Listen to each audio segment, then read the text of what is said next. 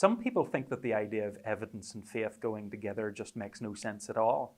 They think that faith is believing something for which there's no evidence. Now, from a Christian point of view, that's not my understanding of faith. Rather, faith is about trusting in God. It's about acting in terms of trusting a person, trusting who God is. And that's something that we can do on the basis of the evidence rather than going against the evidence. But it still leaves the question as to how much evidence we need to trust in God.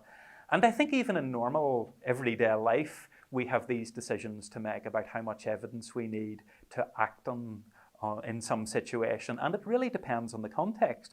So for example, if somebody is thinking of doing a bungee jump, then certainly if I were doing one, I would want very good evidence that the cord would support my weight, that it would be perfectly safe.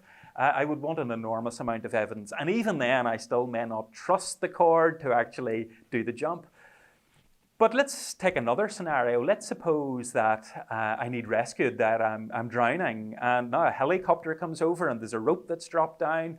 Well, in that case, my options aren't exactly looking good. It certainly seems sensible to believe that the rope will support me, but what am I going to do? Well, of course, in that case, I'm going to grab the rope because it's my only chance of being rescued. So in that case, I don't need so much evidence. Now, what about belief in God? How much evidence do we need in that case? Well, I would say that evidence can be helpful to show that belief in God is reasonable.